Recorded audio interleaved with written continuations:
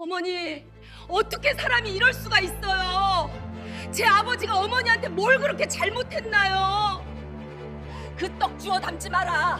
너희 집 수준이 딱 이 바닥에 두고는 흙물은 떡 같다. 장애인 노인네가 감히 누굴 사돈으로 보겠다는 거야? 올해 나이 70, 사고로 두 다리를 잃고 평생을 수동 휠체어에 의지해 살아온 만석 씨. 그는 오늘 하나뿐인 금쪽 같은 딸 미영이의 상견례를 위해 10년 넘은 낡은 구두를 닦고 또 닦았습니다. 비록 내 다리는 꺾였어도 내 자식의 자존심만큼은 빳빳하게 세워주고 싶었던 것이 부모의 마음이었죠. 하지만 강남의 화려한 일식집에서 그를 기다린 건 따뜻한 환영이 아닌 얼음장 같은 멸시였습니다. 예비 사위의 무시와 시어머니의 독설, 그리고 고의로 엎지른 물벼락에 만석 씨의 낡은 양복은 엉망이 되었고 딸의 꿈은 산산조각이 났습니다. 그래, 수준이 맞아야 대화를 하는 법이지. 내가 주인이라는 걸 이제는 똑똑히 가르쳐줘야겠구나. 내일 오전 9시 오만함에 찌든 시댁 식구들이 마주하게 될 광경은 과연 무엇일까요? 구독과 좋아요를 눌러주시면 영상 제작에 큰 힘이 됩니다. 사연 시작합니다. 새벽 공기가 아직 차가운 이른 아침, 육중한 휠체어 바퀴 굴러가는 소리가 고요한 거실을 채웁니다. 이른을 바라보는 만석 씨의 손목에는 굵은 힘줄이 툭툭 붉어져 있습니다. 평생을 성실하게 살아온 증거이자 사고로 잃어버린 두 다리를 대신해 온 세월의 훈장이지요. 그는 투박하고 거친 손으로 구두약 뚜껑을 엽니다. 코끝을 찌르는 매캐한 기름 냄새가 거실에 퍼지지만 만석 씨의 입가엔 은은한 미소가 번집니다. 오늘은 하나뿐인 금쪽 같은 딸 미영이의 상견례 날이기 때문입니다. 구두는 10년도 넘은 낡은 것이지만 만석 씨는 땀을 뻘뻘 흘리며 닦고 또 닦습니다. 낡은 가죽 위로 미영이의 환한 얼굴이 비칠 정도로 정성을 다합니다. 내 다리는 비록 힘없이 꺾여 있어도 내 자식의 자존심만큼은 빳빳하게 세워주고 싶은 것이 부모 마음 아니겠습니까? 그때 방문을 열고 나온 미영이가 그 모습을 발견합니다. 아버지는 쑥스러운 듯 허허 웃으며 말합니다. 우리 미영이 오늘 세상에서 제일 예뻐야지. 아빠가 이 구두 신고 들어가면 사돈댁에서도 우리 딸 귀하게 봐주실 게야. 하지만 미영이의 눈동자는 파르르 떨립니다. 아버지는 모르는 눈치지만 미영이는 어젯밤 예비 신랑인 진우와 크게 다퉜습니다. 미영아, 아버님 꼭 그 낡은 수동 휠체어 타고 오셔야겠어? 우리 집안 어른들 눈이 좀 높으시잖아. 호텔 입구에서 사람들 시선도 있고. 진우의 그 차가운 목소리가 환청처럼 귓가를 때립니다. 미영이는 아버지를 향해 억지 미소를 지어 보이지만 가슴 한구석엔 설명할 수 없는 불안감이 먹구름처럼 밀려듭니다. 아버지는 딸의 걱정도 모른 채 보자기 속에서 정성껏 포장한 작은 상자를 꺼내 만지작거립니다. 이건 아빠가 준비한 작은 선물이다. 사돈댁에 드리면 좋아하시겠지? 만석 씨의 그 순박한 믿음이 어쩌면 오늘 가장 잔인한 화살이 되어 돌아올지도 모른다는 사실을 그는 꿈에도 몰랐습니다. 상견례 장소인 강남의 한 고급 일식집. 복도에는 은은한 향나무 냄새가 감돌고 발소리조차 들리지 않는 두꺼운 카펫이 깔려 있습니다. 만석 씨는 입구의 높은 문턱을 보자마자 본능적으로 위축됩니다. 그때 옆방에서 열린 문 사이로 예비 시어머니인 명숙의 날카로운 목소리가 새어나옵니다. 진우야, 정말 이래야겠니?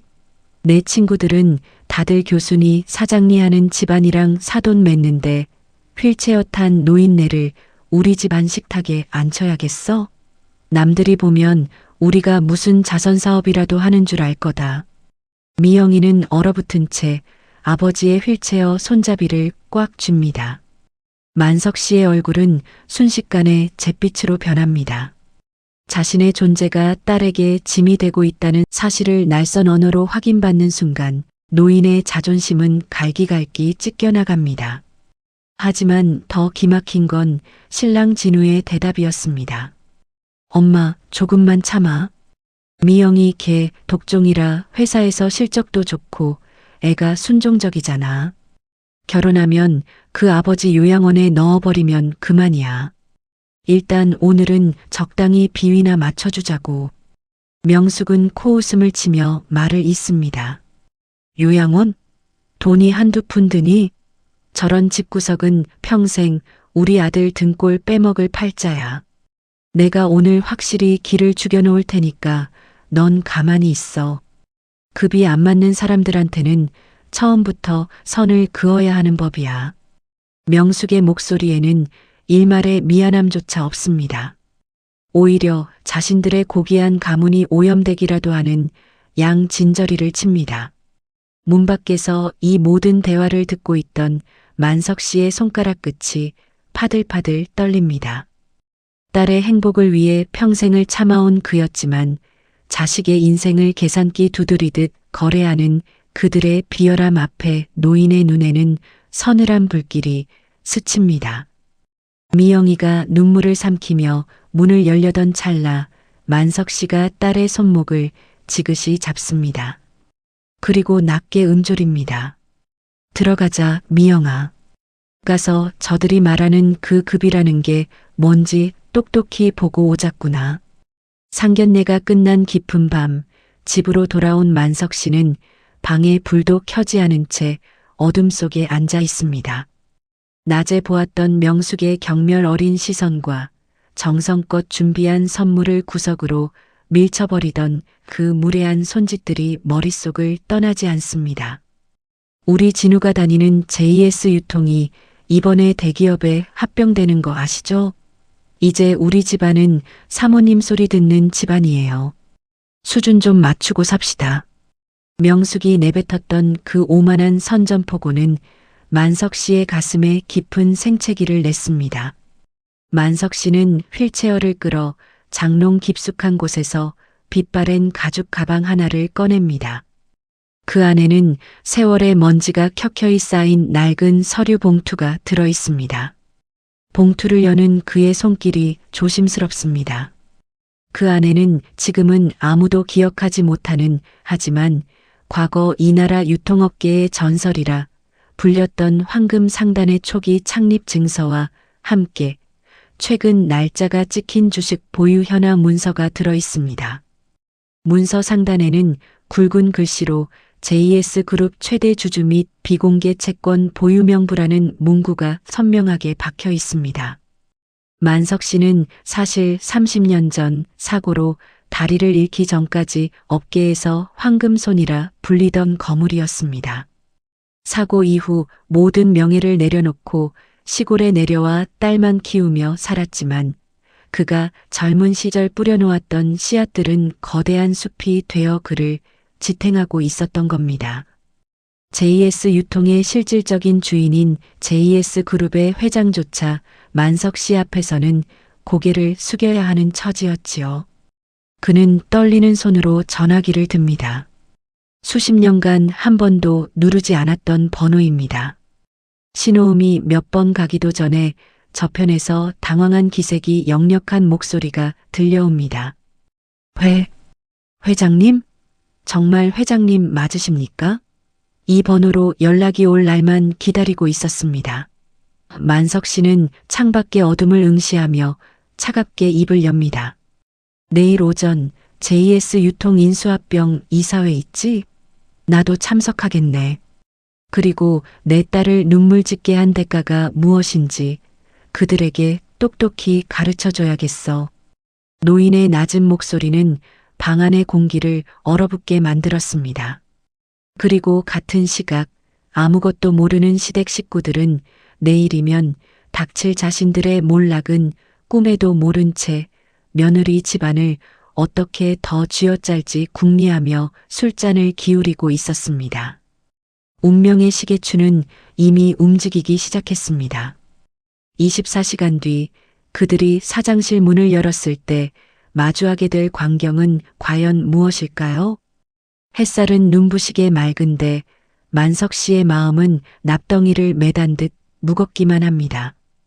딸 미영이가 정성껏 골라준 새 양복을 입었지만 거울 속 자신의 모습은 왠지 모르게 초라해 보입니다. 휠체어에 앉아 있으면 세상 사람들의 시선은 늘 비스듬히 아래를 향하기 마련이지요. 만석 씨는 애써 어깨를 펴고 미영이의 손을 잡습니다. 우리 딸 아빠 때문에 기죽지 마라. 알았지? 그 말에 미영이는 아빠의 거친 손등 위로 눈물 한 방울을 툭 떨어뜨리고는 이내 밝게 웃어 보입니다. 하지만 상견례 장소인 한정식 집 앞에 도착하자마자 만석 씨의 심장은 덜컥 내려앉습니다. 입구부터 대여섯 개의 가파른 돌계단이 버티고 서 있었기 때문입니다. 미리 예약했다던 신랑 진우는 보이지도 않고 뒤늦게 나타난 시누이 지혜가 팔짱을 낀 채 계단 위에서 내려다보며 혀를 찹니다. 아니, 휠체어 탈 거면 미리 말을 해야죠. 여긴 엘리베이터도 없는데 어떻게 올라오시려고? 사람 불러서 들고 올라가야 하나? 참, 시작부터 번거롭게 만드네. 지혜의 말에는 걱정 대신 귀찮음과 조소가 가득 배어 있습니다. 지나가는 사람들의 시선이 휠체어와 계단, 그리고 당황한 미영이에게 꽂힙니다. 만석 씨는 얼굴이 화끈거려 고개를 들 수가 없습니다. 미안하다, 아빠가 그냥 밖에서 기다릴까? 노인의 떨리는 목소리에 미영이는 입술을 깨물며 직원을 부릅니다. 겨우겨우 식당 직원들의 도움을 받아들것 들리듯 올라가는 그 순간 계단 위에서 이를 지켜보던 시어머니 명숙의 차가운 눈빛과 마주칩니다. 명숙은 코끝을 찡그리며 마치 못 볼 것을 봤다는 듯 고개를 돌려버립니다. 차가운 대리석 바닥을 구르는 휠체어 바퀴 소리가 오늘따라 왜 이리 요란하고 서글픈지 만석 씨는 차마 딸의 얼굴을 보지 못합니다. 이 문을 열고 들어가면 더 큰 폭풍우가 기다리고 있다는 것을 노인은 본능적으로 느끼고 있었습니다. 방 안의 공기는 얼음장처럼 차가웠습니다. 정갈하게 차려진 음식들이 무색하게도 오가는 대화는 가시 돋친 독설뿐이었지요. 명숙은 젓가락 끝으로 나무를 뒤적이며 짐짓 우아한 척 입을 뗍니다.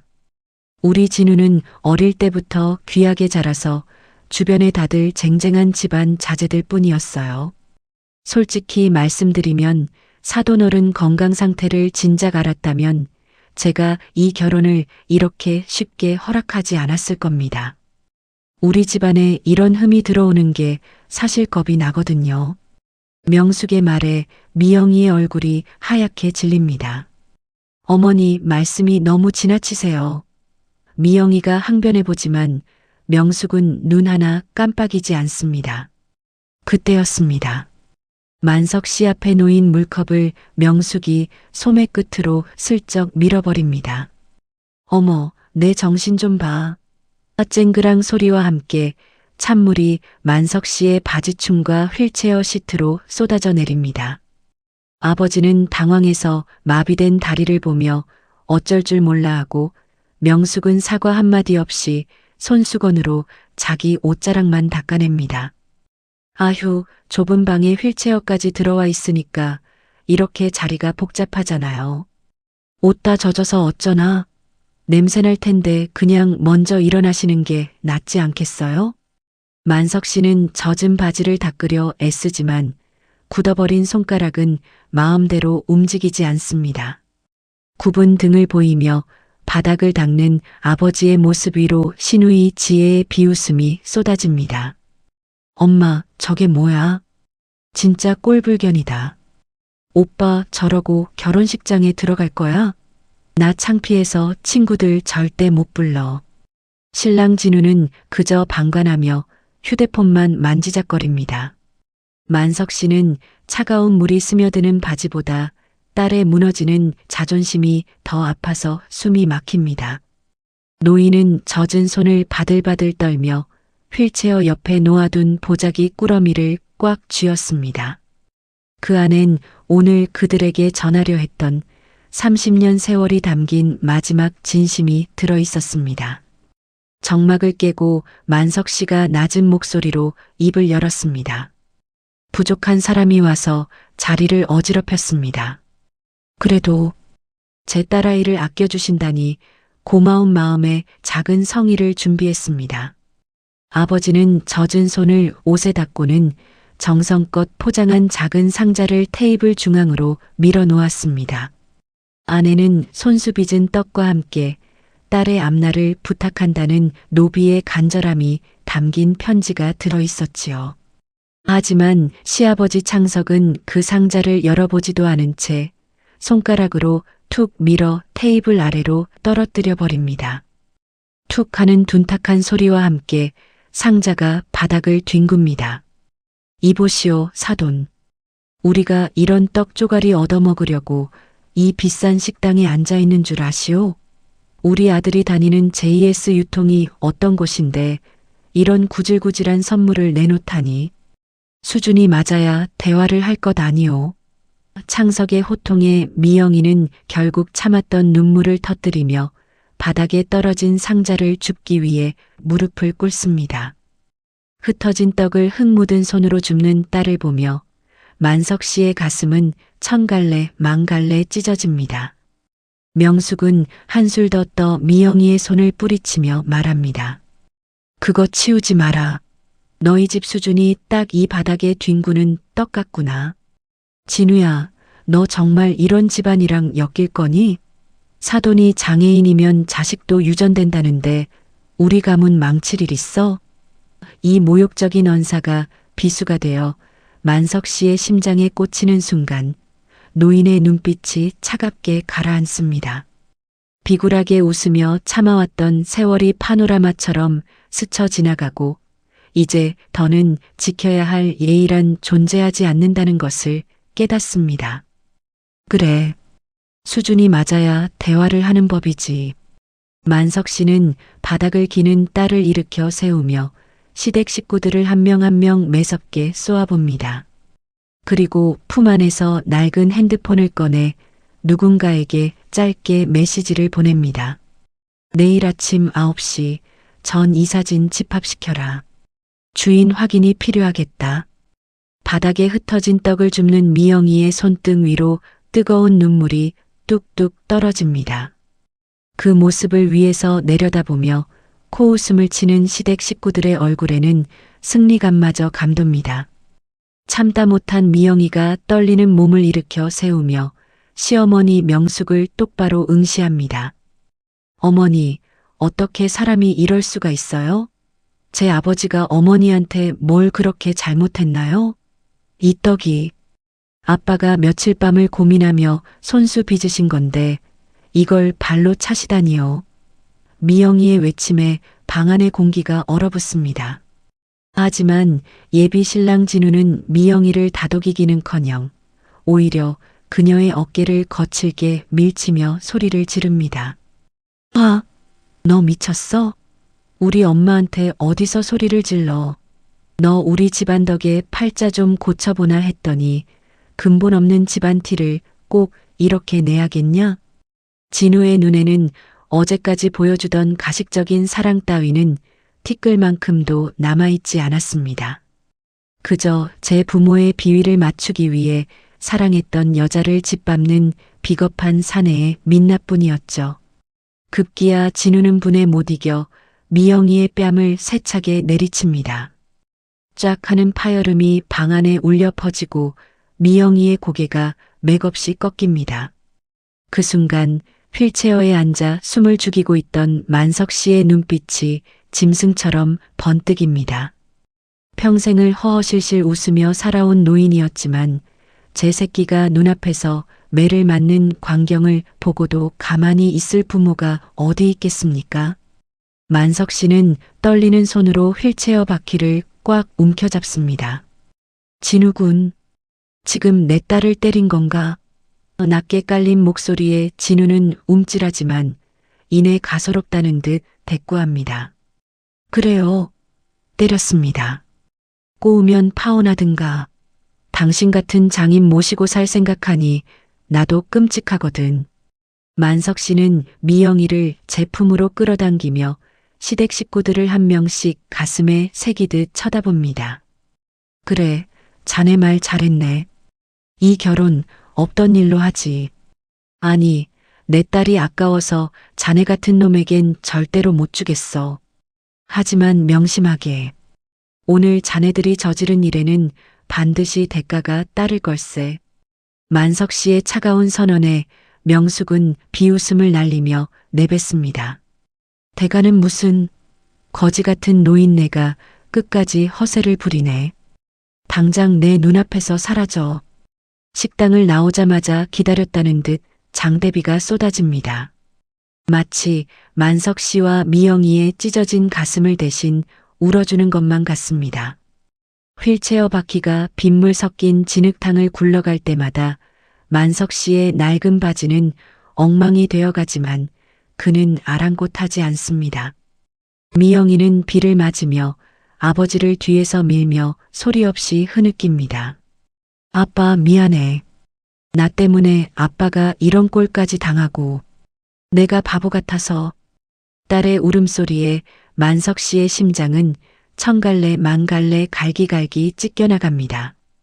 가까스로 택시를 잡아타고 집으로 돌아오는 길 만석 씨는 젖은 옷에서 배어나오는 한기보다 더 차가운 표정으로 창밖을 응시합니다. 그리고 주머니에서 낡은 핸드폰을 꺼내 한 번도 연락하지 않았던 번호로 전화를 겁니다. 신호음이 3번쯤 갔을까 수화기 너머에서 숨이 넘어갈 듯한 중년 남성의 목소리가 들려옵니다. 회장님, 정말 회장님 맞으십니까? 수십 년 만에 이게 무슨, 도대체 어디 계셨던 겁니까? 만석 씨는 떨리는 미영이의 어깨를 지그시 누르며 차갑게 명령합니다. 박 이사 나다. 내 다리를 대신해줬던 자네에게 처음으로 부탁 하나 하지. 내일 오전 9시 JS 유통 인수 관련 긴급 이사회를 소집해라. 그리고 지금 당장 JS 유통의 대주주 명부와 채권 현황을 내 앞으로 가져와. 전화기 저편에서는 알겠습니다. 회장님, 당장 준비하겠습니다. 라는 대답이 돌아옵니다. 만석 씨는 전화를 끊고 창문에 맺힌 빗방울을 바라보며 나지막이 의졸입니다. 사람 귀한 줄 모르는 짐승들에게는 사람이 주인이라는 걸 가르쳐 줄 필요가 없지. 오직 돈과 권력이 주인이니 그 주인부터 바꿔줘야겠구나. 미영이는 난생 처음 보는 아버지의 서슬 퍼런 모습에 울음을 그치고 아버지를 바라봅니다. 아버지가 30년 동안 숨겨온 그 무거운 비밀이 이제야 비로소 세상 밖으로 고개를 내밀고 있었습니다. 그가 다리를 잃으며 지키려 했던 가치가 이제는 칼날이 되어 그들을 향해 겨눠지고 있었습니다. 그 시각 시댁 식구들은 자기들이 무슨 짓을 저질렀는지도 모른 채 샴페인을 터뜨리고 있습니다. 어머, 속이 다 시원하다. 그 장애인 노인네 얼굴 봤니? 물 맞고 바들바들 떠는데 진짜 볼만하더라. 명숙은 깔깔거리며 잔을 비웁니다. 진우 역시 거드름을 피우며 거실 소파에 깊숙이 몸을 묻습니다. 엄마, 걱정 마요. 내일 JS 유통이 대기업이랑 합병 발표만 나면 나도 이제 임원 후보라고요. 그런 집안이랑 엮여서 내 발목 잡힐 뻔했는데 오늘 아주 잘 털어냈어요. 시아버지 창석은 아들의 길을 살려주며 큰 소리를 칩니다. 그렇지. 우리 아들은 큰 물에서 놀아야지. 내일 합병 승인 나면 그 회장 녀석도 나한테 머리를 조아릴 거다. 하지만 그들의 축제는 그리 오래가지 못할 운명이었습니다. 늦은 밤 JS 유통의 전략기획실 직원들은 난데없는 소식에 비상이 걸립니다. 회사의 운명을 쥐고 있던 정체불명의 대주주가 돌연 움직이기 시작했다는 정보가 입수된 것이죠. 진우의 휴대폰으로도 다급한 연락이 옵니다. 진우 실장님, 큰일 났습니다. 내일 이사회에 그동안 베일에 쌓여있던 일대 주주가 직접 참석한답니다. 합병 조건도 전면 재검토하라고 지시가 내려왔어요. 진우는 술 기운이 확 달아나는 것을 느끼며 소리를 지릅니다. 뭐? 일대 주주? 그 영감님은 수십 년 동안 얼굴 한 번 안 비쳤잖아. 갑자기 왜? 불안한 예감이 엄습하지만 진우는 애써 자신을 다독입니다. 설마 무슨 일이 있겠어? 내가 지금까지 쌓아온 공이 있는데. 하지만 그는 꿈에도 몰랐을 겁니다. 그가 영감님이라 비하하며 무시했던 일대 주주가 불과 몇 시간 전 자기가 뺨을 때린 여자의 아버지이자 물벼락을 맞으며 휠체어에서 덜덜 떨던 그 노인네라는 사실을요. 만석 씨는 밤새 잠을 이루지 않고 서류를 검토하며 시계를 바라봅니다.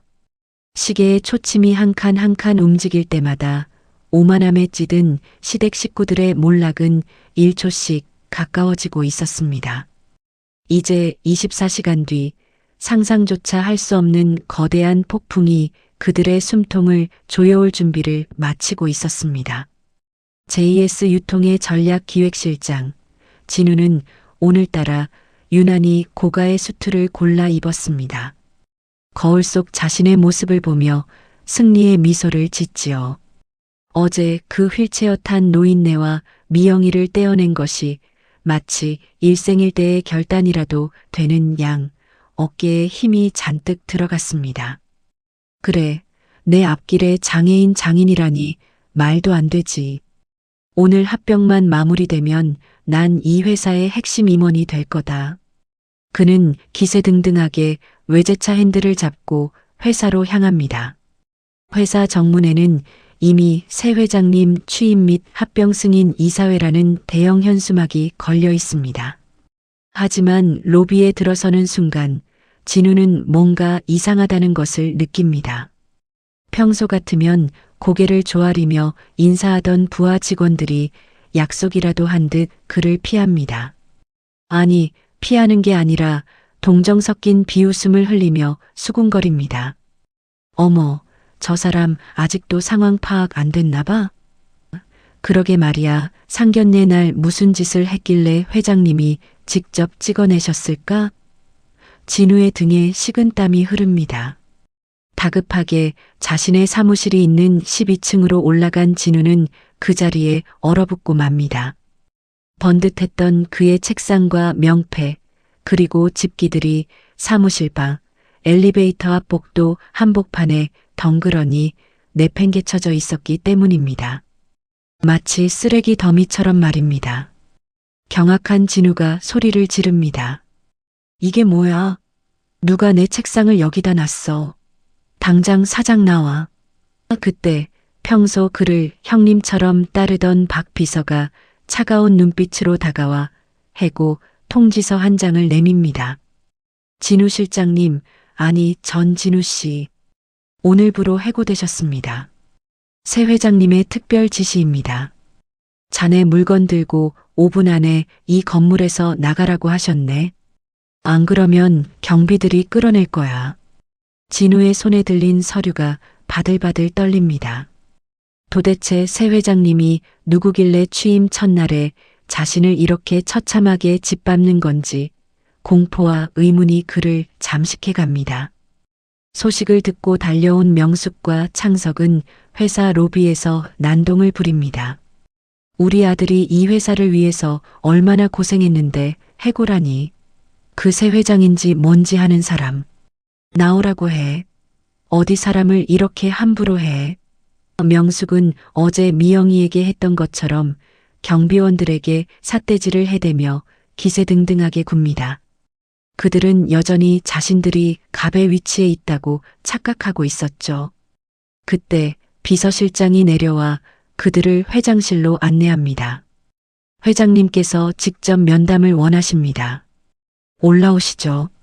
명숙은 의기양양하게 아들의 옷매무새를 다듬어 줍니다. 꺼봐, 진우야. 내 능력이 아까워서 부르시는 거야.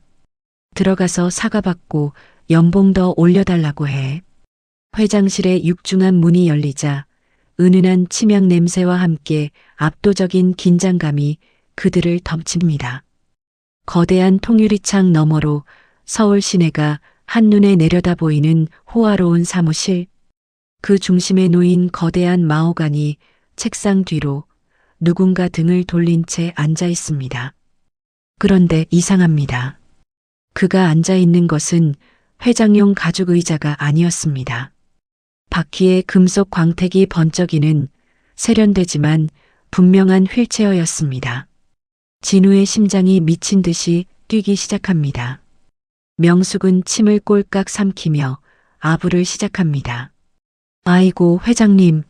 저희 아들이 부족한 게 많지만 이번에 합병되는 과정에서 그때 휠체어가 천천히, 아주 천천히 한 바퀴를 돌아 그들을 마주합니다. 어제의 그 낡고 촌스러운 옷 대신 한 벌에 수천만 원을 호가하는 최고급 실크 수트를 입고 가슴에는 금색 핀을 꽂은 한 남자가 무거운 눈빛으로 그들을 쏘아보고 있습니다. 바로 어제 명숙이 물을 엎지르고 창석이 발로 떡 상자를 걷어찼던 그 장애인 노인네 미영의 아버지 만석 씨였습니다. 어서 오게. 어제는 자리가 좁아 대화를 제대로 못 나눴는데 여기 회장실은 충분히 넓어 보이는데 어떤가? 만석 씨의 낮은 목소리가 회장실 벽을 타고 울려 퍼지는 순간 명숙과 진우는 비명조차 지르지 못한 채 그대로 바닥에 주저앉고 말았습니다. 정막이 감도는 회장실. 만석 씨는 우아하게 만년필을 내려놓으며 책상 위에 놓인 작은 접시를 앞으로 밀어냅니다. 그 위에는 어제 상견례장에서 시아버지가 발로 찼던 흙먼지가 조금 묻은 듯한 떡 조각이 하나 놓여 있었습니다. 이 떡 내 딸아이가 밤잠 설쳐가며 아빠랑 같이 빚은 걸세. 자네들이 바닥에 팽개쳤던 걸 내가 다시 주워왔지. 사람이 주는 진심을 발로 걷어찬 기분이 어떤지 궁금해서 말이야. 만석 씨의 말 한마디 한마디가 채찍이 되어 그들의 심장을 때립니다. 명숙은 사색이 되어 바닥을 기며 빌기 시작합니다. 회장님, 사돈어른, 제가 미쳤었습니다. 제가 눈이 멀어서 그런 줄도 모르고 제발 한 번만 용서해 주세요. 어제 그 당당하던 모습은 온데간데였고 이제는 한 마리 벌레처럼 구걸하는 모습이 참으로 가관입니다. 진우 역시 무릎을 꿇고 제 뺨을 때리기 시작합니다. 장인어른, 아니 회장님, 제가 죽을 죄를 지었습니다. 미영이 사랑하는 마음은 진심이었습니다. 제발 한 번만 기회를 주십시오. 하지만 만석 씨의 표정은 얼음장처럼 차갑습니다. 사랑?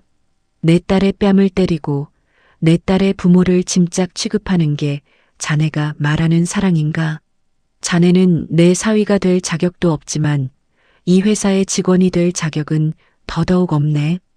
만석 씨는 서랍에서 두툼한 서류 뭉치를 꺼내 던집니다. 그리고 진우군, 자네가 그동안 법인 카드로 유흥비를 결제하고 하청업체에서 뒷돈 받아 챙긴 내역들. 내가 어젯밤에 다 정리해뒀네. 횡령 및 배임 혐의로 이미 고발 조치했으니 이제 여기서 나가는 길로 검찰청에 가게 될 걸세. 창석과 명숙은 정신이 나간 듯 서로를 탓하며 소리를 지르기 시작합니다. 이게 다 당신 때문이야. 왜 그 노인네한테 물을 뿌려? 내가 먼저 무시했잖아. 추악한 인간성이 밑바닥까지 드러나는 순간 만석 씨는 비서들에게 눈짓을 합니다. 끌어내게. 내 회사가 오염되는 기분이군. 경비원들에게 팔다리가 들려 복도로 끌려나가는 그들의 뒤로 만석 씨의 마지막 경고가 들려옵니다. 아, 그리고 자네들이 살던 아파트. 조만간 경매로 넘어갈 걸세. 자네들이 쓴 빚의 보증을 서준 게 우리 계열사거든. 이제 길바닥에서 어제 그 떡의 소중함을 천천히 느껴보게나. 회장실에서 개처럼 끌려 나온 명숙과 창석은 정신을 차릴 새도 없이 미영의 집 앞으로 달려갔습니다. 어제까지만 해도 급이 안 맞는다며 침을 뱉던 그 집이었지만 이제 그들에게 이곳은 유일한 구명줄이었습니다. 비바람에 헝클어진 머리, 흙탕물이 튄 명품 가방. 그 초라한 몰골로 대문 앞에 엎드려 미영이가 나오기만을 기다렸지요. 드디어 미영이 차가운 표정으로 문을 열고 나오자 명숙은 체면이고 뭐고 다 내팽개친 채 미영의 구두 끝을 붙잡고 통곡하기 시작합니다. 미영아, 내가 죽을 죄를 지었다. 내가 입이 10개라도 할 말이 없어. 제발 회장님께 말씀 좀 잘 드려주면 안 되겠니? 우리 진우 저러다 감옥 가게 생겼어. 우리 집도 경매로 넘어간다는데 나 길바닥에서 죽으라는 거니? 명숙의 절규에 미영은 잠시 걸음을 멈추고 아래를 내려다봅니다. 어제 상견례 식당에서 아버지가 휠체어 위에서 물벼락을 맞으며 떨던 모습이 떠올랐기 때문입니다. 미영은 옆에 있던 생수병을 따서 발등을 붙잡고 있는 명숙의 머리 위로 천천히 물을 쏟아붓습니다. 쫄쫄쫄 흐르는 물줄기가 명숙의 화려한 파마 머리를 적시고 얼굴로 흘러내립니다. 당황해서 고개를 든 명숙에게 미영은 서늘하게 말합니다. 어머니, 어제 저희 아버지한테 그러셨죠? 냄새나니까 먼저 일어나라고. 지금 제 눈에는 어머니가 제일 냄새나고 추해 보여요. 어머니가 쏟은 건 물이었지만 제가 쏟은 건 제 아버지의 피눈물이에요. 사랑?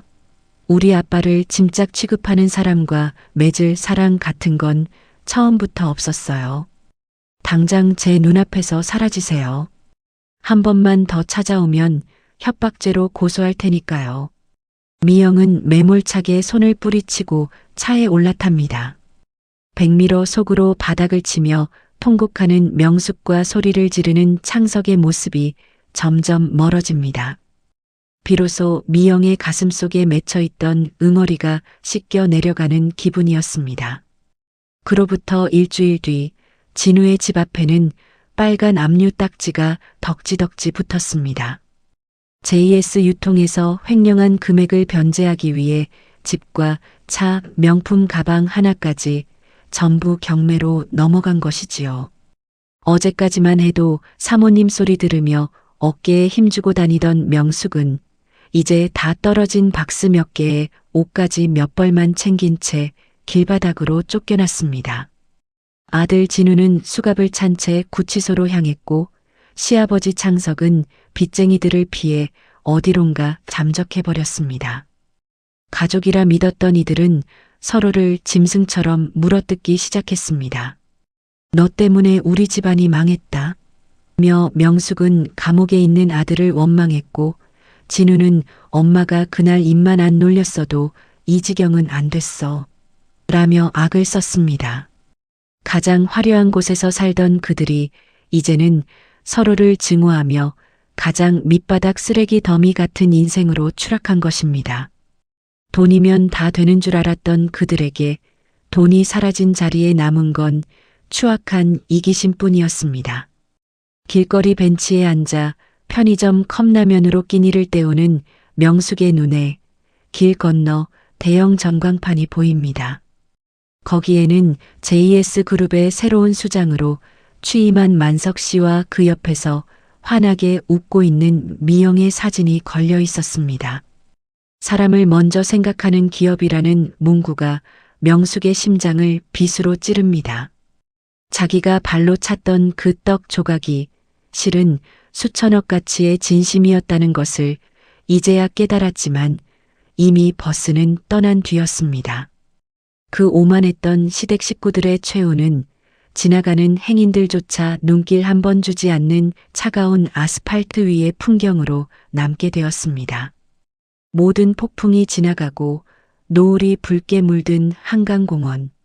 만석 씨는 미영이가 밀어주는 최신형 전동 휠체어에 앉아 모처럼의 평화를 만끽합니다. 미영아, 아빠가 너무 심했나 싶기도 하구나. 그래도 내 마음이 시원하다면 그걸로 됐다. 아빠의 무릎 위에 담요를 덮어주던 미영은 참았던 질문을 던집니다. 아빠, 사실은 나 다 알고 있었어. 아빠가 다리를 잃은 거 나 구하려다 그런 거잖아. 만석 씨의 눈동자가 흔들립니다. 30년 전 미영이가 아주 어릴 적 살던 집에 큰 불이 났을 때였습니다.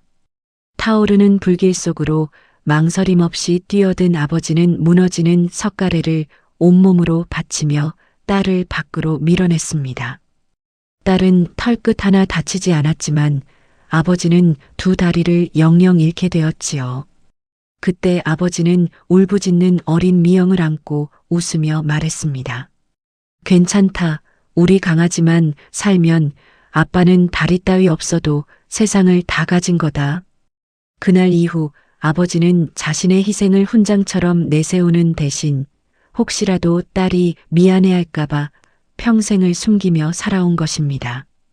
미영아, 아빠는 이 휠체어가 부끄러운 적이 단 한 번도 없었단다.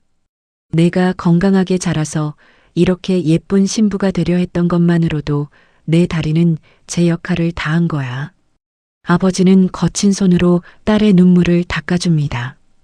이제 아빠 다리 걱정은 하지 마라. 대신 내가 아빠의 다리가 되어 더 넓은 세상을 보러 다니자꾸나. 노을 아래 휠체어를 미는 딸과 그 손을 꽉 잡은 아버지의 뒷모습이 한 폭의 그림처럼 번집니다. 사연 어떠셨나요?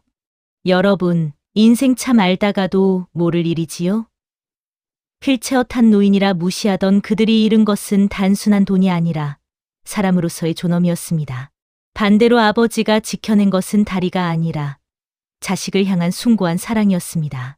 오늘 이 사연을 들으신 여러분의 마음 속에도 잊고 지냈던 부모님의 거친 손마디와 구분 등이 다시금 떠오르셨기를 바랍니다. 인생의 진짜 주인은 돈이 아니라 바로 우리 곁에 소중한 사람들이라는 사실 잊지 마세요. 사연을 끝까지 시청해 주셔서 감사합니다. 공감 사연을 댓글로 남겨주시면 함께 응원하겠습니다.